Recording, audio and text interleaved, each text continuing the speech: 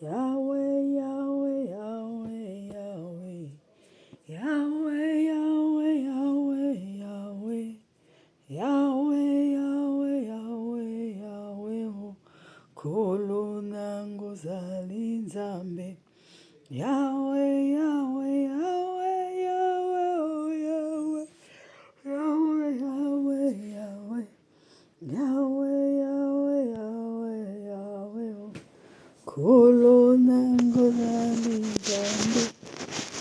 Yahweh, Yahweh, Yahweh, Yahweh. Yahweh, Yahweh, Yahweh, Yahweh.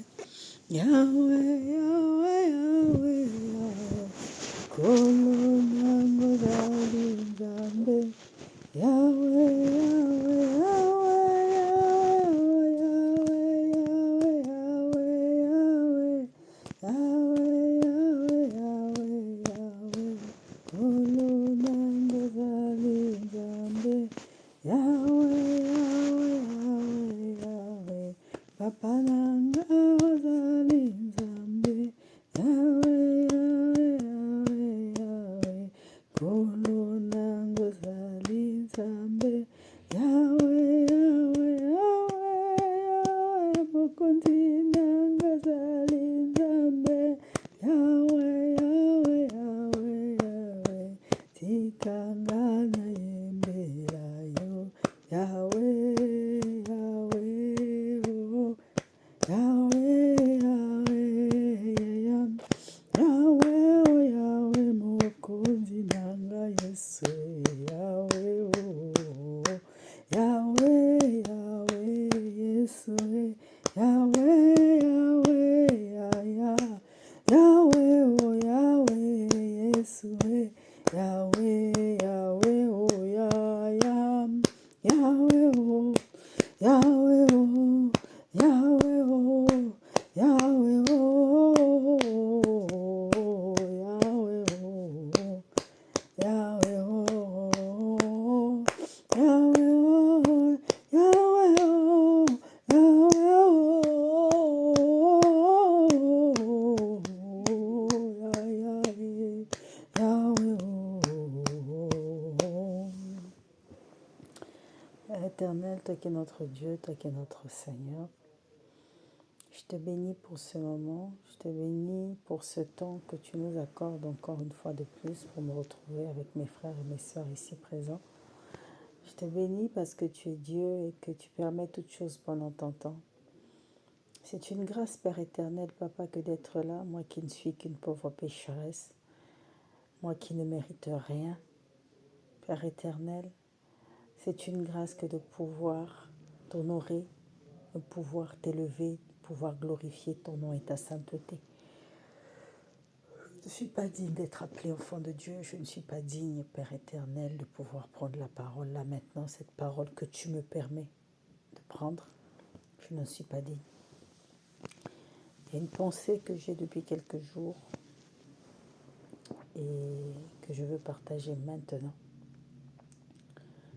en espérant que celui pourquoi ce message doit être dit,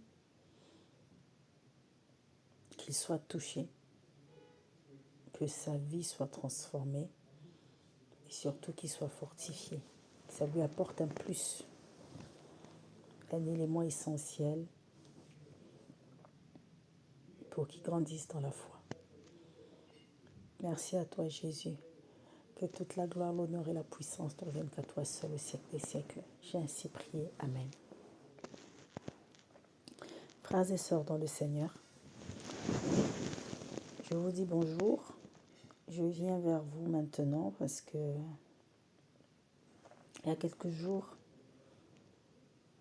j'étais en train d'écouter quelqu'un et puis j'ai une pensée. C'est au sujet de la prière. La prière, mais aussi la notion de communication dans le rapport que nous avons avec Dieu.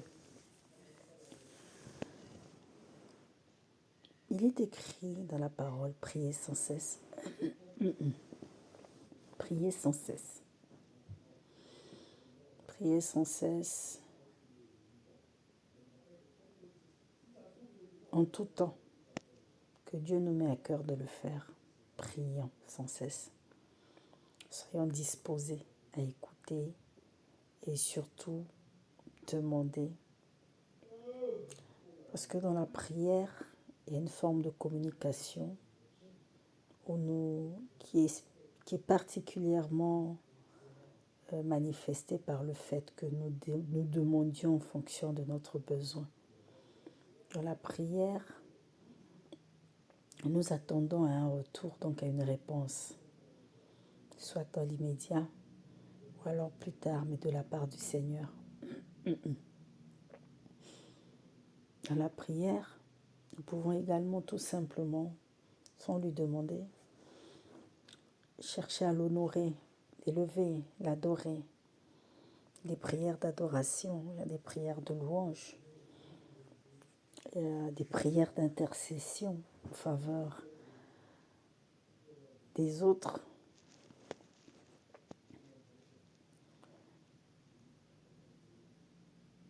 L'Éternel est merveilleux.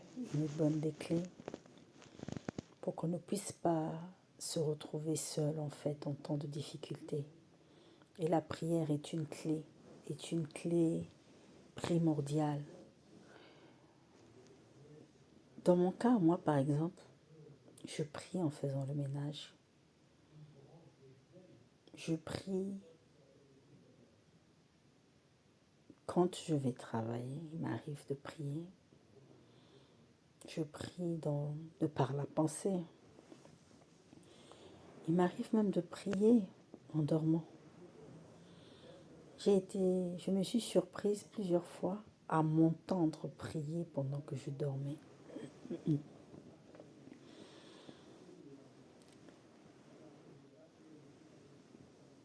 Dans la prière,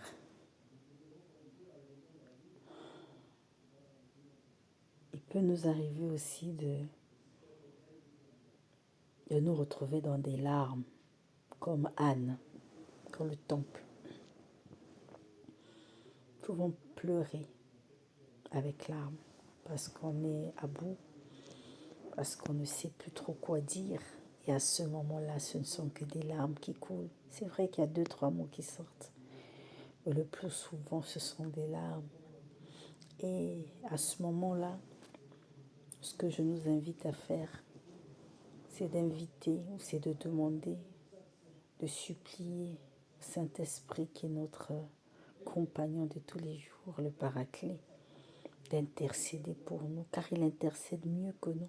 Parce que quelquefois, nous prions mal.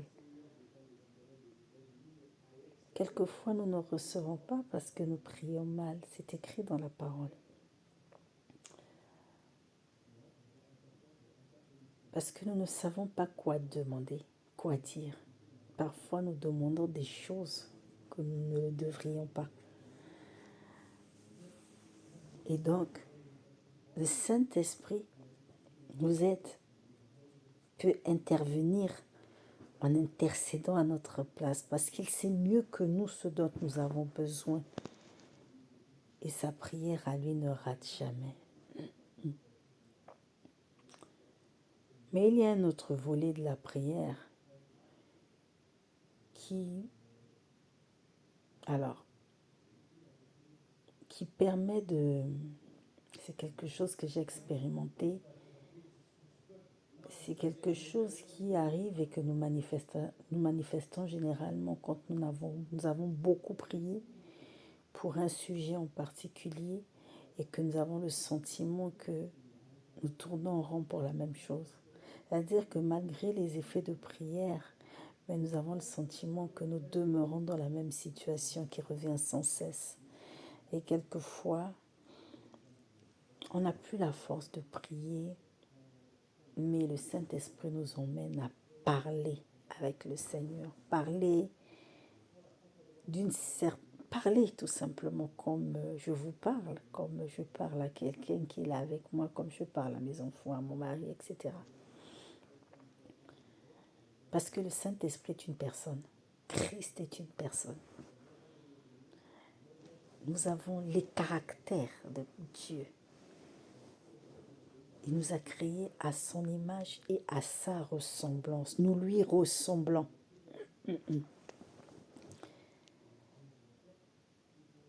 Donc, il a des émotions. Christ a pleuré, le Saint-Esprit pleure. Le Saint-Esprit aussi manifeste la joie, comme nous. Et c'est notre ami de tous les jours. Nous devons développer, et ce que je voulais dire, c'est que cette partie de la prière, ou cette forme de prière, nous permet davantage de développer notre intimité avec le Seigneur. Parce que quelquefois, la prière telle que nous la faisons de manière générale, au bout d'un moment, sans qu'on s'en rende compte, peut devenir mécanique.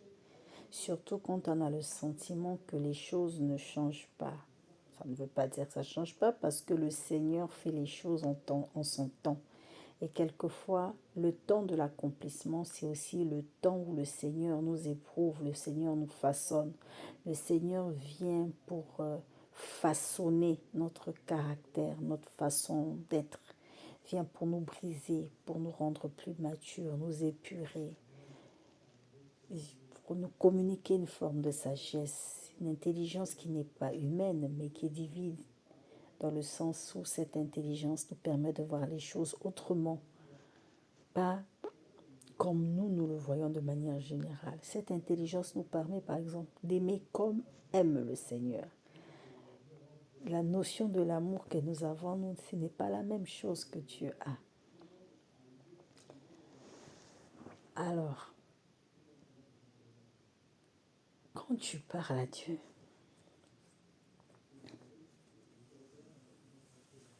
ne cherche pas à mettre des gros termes. Pour nous qui parlons français, par exemple, c'est pas la peine d'utiliser des gros termes. Même quand tu parles en langue vernaculaire, c'est pas la peine d'y mettre des expressions compliquées. Tu parles à Dieu, il est avec toi. Il est tous les jours là. Il est omniscient, omnipotent et omniprésent. On ne le fait pas descendre, il est déjà là. On ne fait pas descendre le Saint-Esprit. Il est là en permanence. Même quand on a le sentiment de ne pas l'entendre, parce que nous sommes tellement habitués aux émotions et aux frissons que quand on ne ressent pas le frisson, on a le sentiment que Christ n'est pas là. Non, le Saint-Esprit est là de manière permanente. C'est même, je pense, la clé de la manifestation de la foi, c'est d'avoir l'assurance qu'il est présent.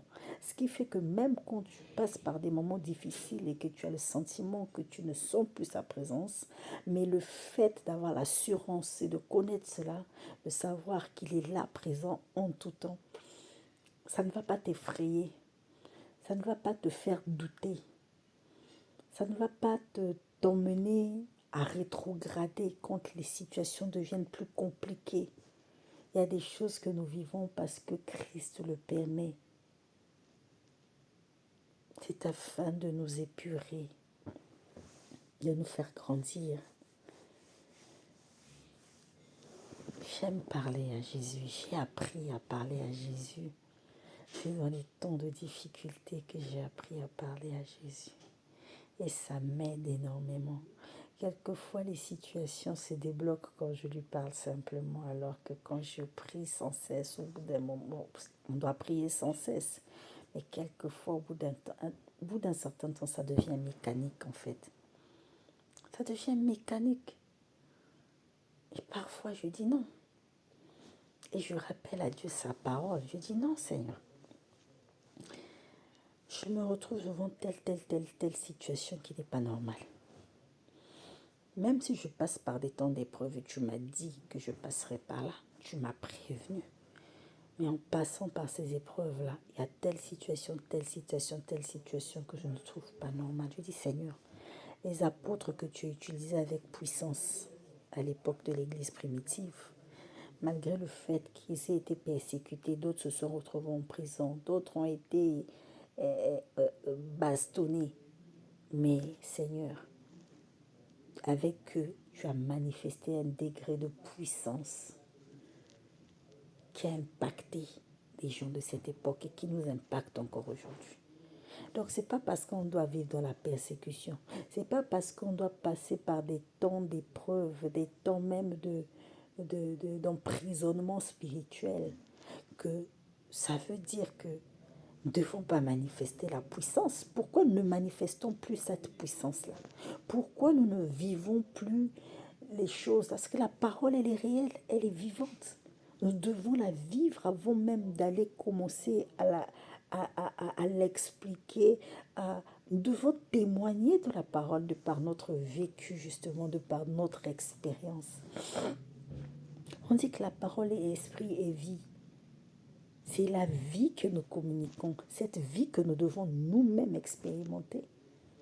Souvent, je dis à Jésus, Jésus, non. Je prends des exemples dans la parole, je lui rappelle cela et je fais le parallèle avec notre vie, avec ma vie pour lui dire, mais pourquoi moi, je ne suis pas les mêmes schémas? Tu n'as jamais changé. Tu n'as jamais changé. N'est-ce pas que ta parole dit ceci? N'est-ce pas que ta parole dit cela? Parfois, je peux parler des heures. S'il y avait une caméra, peut-être que les gens me prendraient pour une folle. Mais en réalité, ce n'est pas de la folie. Et d'ailleurs, on dit que la foi est une folie. Pour les païens, c'est une folie. Mais pourtant, c'est la vie pour ceux qui la recherchent et qui l'entretiennent. J'aime manifester la foi de cette manière. Quand je parle à l'Éternel, au bout d'un certain temps, je me sens vivante. Je sens qu'en moi, il y a des choses qui vivent. Je sens qu'il y a des choses qui commencent à naître. C'est à ce moment-là, parfois, quand je me pose, ou parfois quand je parle, automatiquement, je sens, il me répond. Je sais que, en fait, je ne me pose pas la question de s'il m'entend, s'il ne m'entend pas. Non, je sais qu'il est là. Je parle avec lui simplement. Je parle avec mon époux. Je parle avec lui. Je lui dis, mais attends. Est-ce que l'époux n'est pas censé s'occuper de son épouse? Si j'ai faim, tu dois me donner à manger. Moi, j'ai faim, donne-moi à manger. Je passe par des temps de solitude. Viens combler cela, Seigneur. Ou mets sur mon chemin quelqu'un à qui je veux pouvoir échanger sur la parole, ou quelqu'un avec qui je veux pouvoir faire quelque chose. Je lui dis, ben, écoute, depuis quelque temps, voilà ce que je ressens. Ça se passe mal, je ne le vis pas bien. Mais n'est-ce pas toi qui as dit que tu me donnes la paix? Pas comme le monde donne, mais comme toi tu donnes. Tu as dit si ton père, ta mère te rejette, toi l'Éternel, tu ne me rejetteras pas. Alors, je sais que tu ne vas pas me rejeter. Donne-moi ta paix, que je la ressente. Je veux ressentir ta paix même dans les épreuves. Je veux ressentir ta joie même dans les épreuves. Tu as dit que tu allais me fortifier. Tu as dit que tu allais... Je lui rappelle sa parole. Et je lui dis non. Ceux-là, ils ont manifesté la puissance. Pourquoi moi, je ne dois pas la manifester? Je dis non, non, non, non, non, non, non. C'est là parfois que le Seigneur me renouvelle encore l'intelligence et je dis, ben tiens, il y a des choses que j'accepte parfois quand je suis dans ces conditions-là. En fait, c'est le mensonge du diable. Ce qui nous arrive, en fait, c'est ce que le diable nous montre et que nous acceptons et que nous confessons. C'est-à-dire que ce que tu acceptes, c'est ce que tu vis que tu commences à manifester. Ce n'est pas parce que tu vois quelque chose que c'est la réalité dans la spiritualité. Parfois, c'est quand tu acceptes et que tu admets cela que ça devient maintenant réel. Ça devient quelque chose qui vient maintenant pour être ancré. Mais quand tu dis le diable est un menteur, la parole dit ceci, et que toi, Seigneur, tu es au-dessus de tout. Ton nom règne au-dessus de tout. Tu as dit que les projets que tu as pour moi, c'est des projets de paix et de bonheur, et non des projets de malheur, mais des projets de paix pour me donner un avenir et de l'espérance. Donc, je dois vivre ça? Non, je dis non, Seigneur. Je dois vivre ta parole. Telle personne dans la parole n'était pas mieux que moi. le temps que tu manifestes ta puissance dans l'exécution de ce que tu m'as promis, je dois pouvoir manifester ta puissance, de sorte à ce que la crainte aussi puisse s'inscrire dans le cœur de tous ceux qui veulent ma perte. Non, je lui parle et je lui demande tout. Il n'y a pas quelque chose que je ne lui demande pas. Il y a des moments, parfois, je suis indécise sur ce que je vais porter. Je lui dis, Seigneur, aide-moi à choisir un vêtement. Comment tu veux que je me vêtisse? Parce qu'il est mon premier époux. Je lui dis, comment veux-tu que je me vêtisse? Qu'est-ce que tu aimerais que je porte aujourd'hui? De quelle couleur? Ou je lui consacre ma journée. J'ai dit, ben, écoute Seigneur, je ne sais pas, moi j'ai tant d'argent. J'aimerais faire les courses et j'ai un budget à ne pas dépasser. Permets-moi de trouver les articles qu'il faut et de tomber sur des promos ou des choses qui vont faire que je ne dépasse pas tel budget.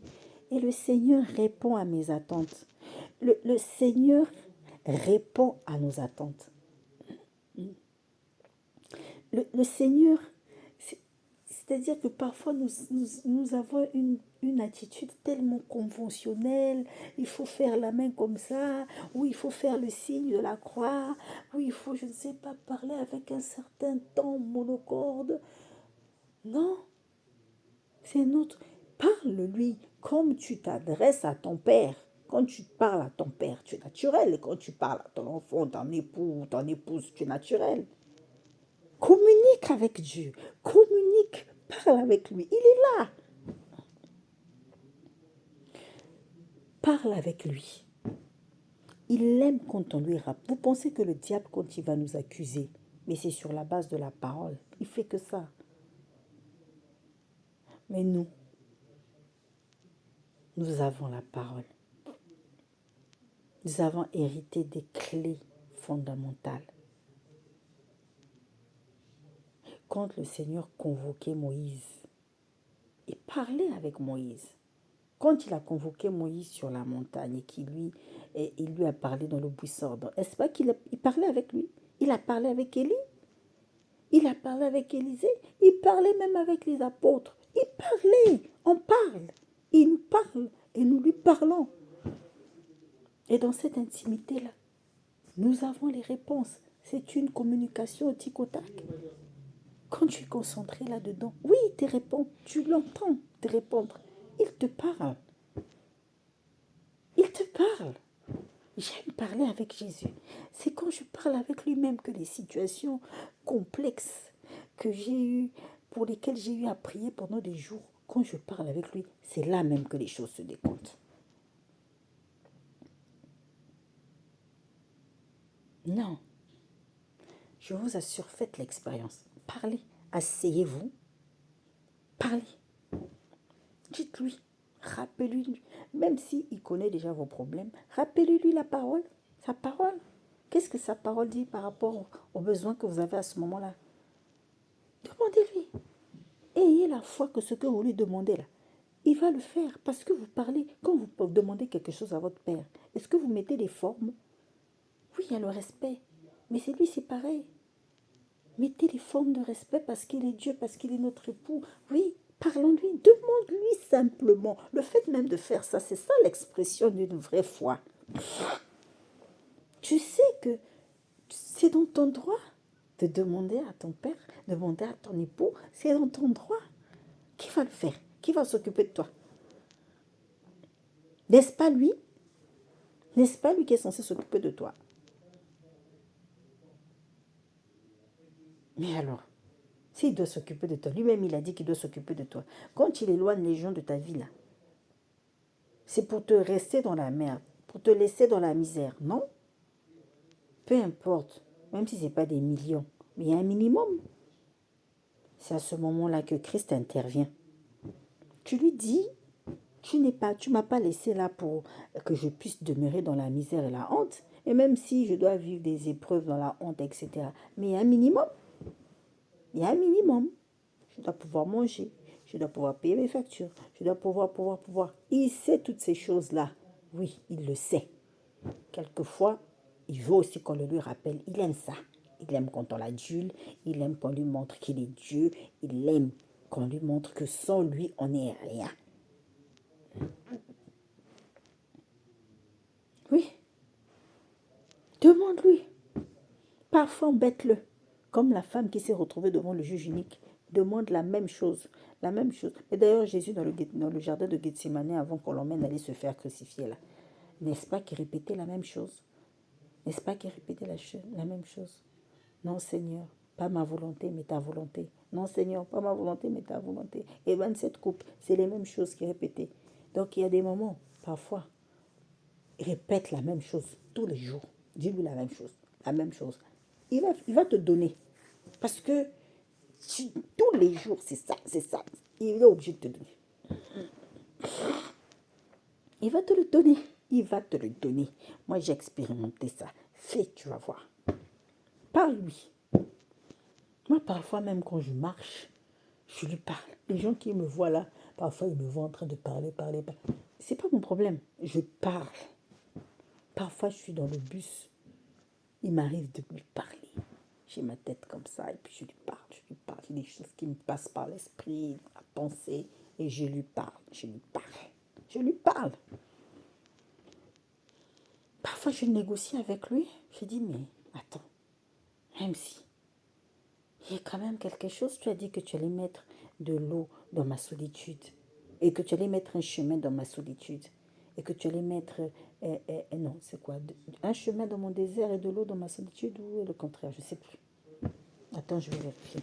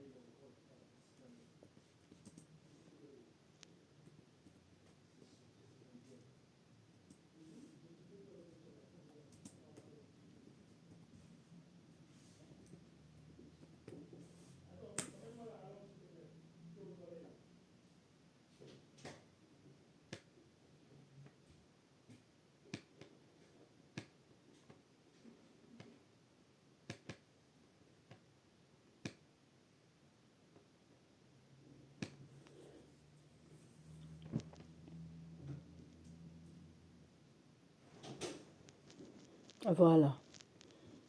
Il s'agit, excusez-moi, il s'agit, parce que moi j'aime bien vérifier, je ne veux pas vous dire n'importe quoi. Donc c'est écrit dans le passage, il s'agit du passage d'Ésaïe 43 au verset 19. Voici, je vais faire une chose nouvelle sur le point d'arriver. Ne la connaîtrez-vous pas? Je mettrai un chemin dans le désert et des fleuves dans la solitude. Donc moi je lui rappelle ça. J'ai dit, Seigneur, c'est bien que tu me fasses passer par des temps de désert. Mais n'est-ce pas que tu as dit que tu mettrais un chemin dans mon désert et des fleuves dans ma solitude? Donc je lui rappelle ces déserts. J'ai dit, j'ai besoin que tu mettes un chemin dans de l'eau, de l'eau que tu déverses des fleuves dans ma solitude. Déverse des fleuves dans ma solitude. Et mets un chemin dans mon désert, mets un chemin que je me retrouve. Même si je dois rester dans le désert, mais que je ne tourne pas en rond, mets un chemin dans ce désert-là, je dois trouver un chemin.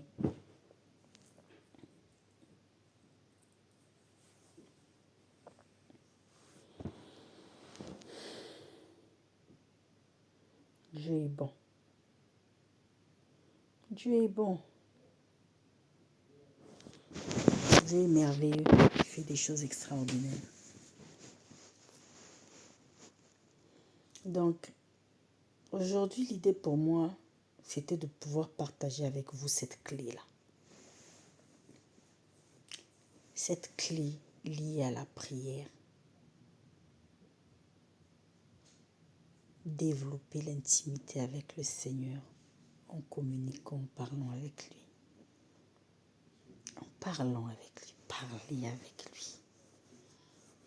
Vous allez voir que votre foi va à prendre de la grandeur.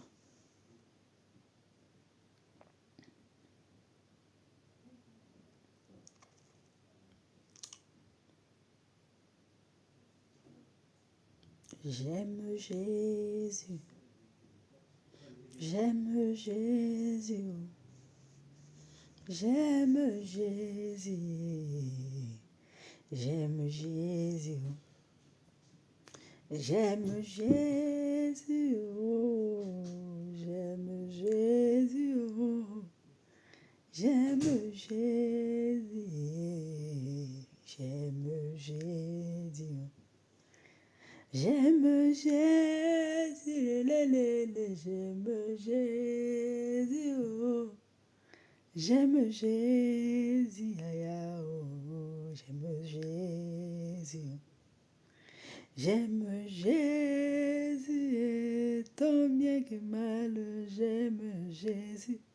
J'aime Jésus, même quand je tombe, oh. J'aime Jésus.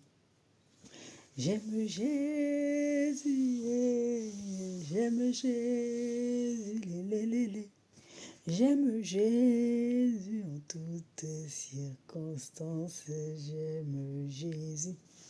J'aime Jésus, oh, j'aime Jésus, j'aime Jésus, oh, j'aime Jésus.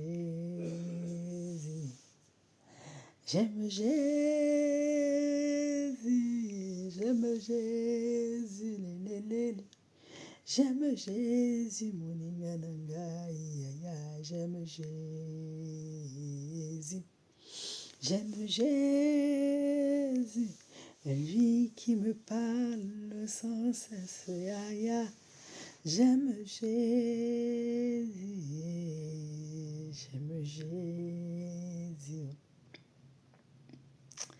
Père éternel, toi qui es notre Dieu, toi qui es notre Seigneur, je te bénis, Père éternel, pour ce moment. Je te bénis pour ce que tu as permis que je partage avec les frères.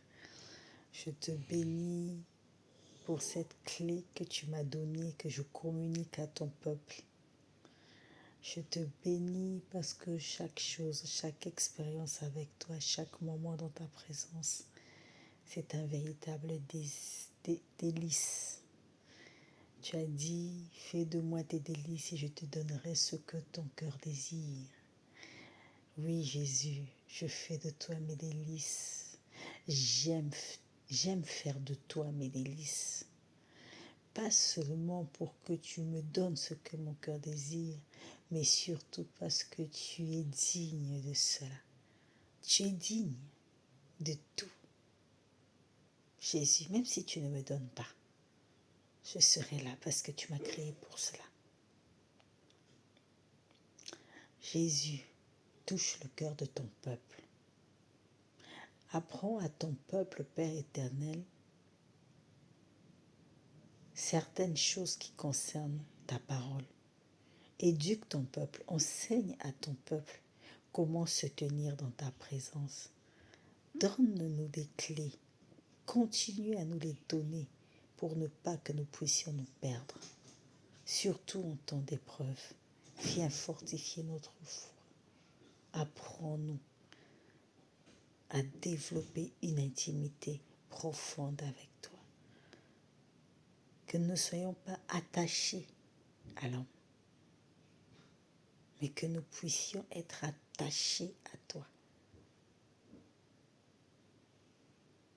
Seigneur, viens ôter l'esprit de l'idolâtrie et de l'incrédulité dans nos cœurs et dans nos vies. Je consacre ces moments et ces temps passés en ta présence, de sorte que tous ceux qui entendront, Père éternel, ces messages, qu'ils la reçoivent, Père éternel, que ce soit une semence, Père éternel, qui perdure pour donner du fruit au nom de Jésus-Christ de Nazareth. Que toute la gloire, l'honneur et la puissance ne reviennent qu'à toi seul et j'ai ainsi prié. Amen. Soyez bénis, peuple de Dieu. Que toute la gloire, l'honneur et la puissance nous reviennent. Qu'à l'Éternel seul, j'ai ainsi prié. Amen.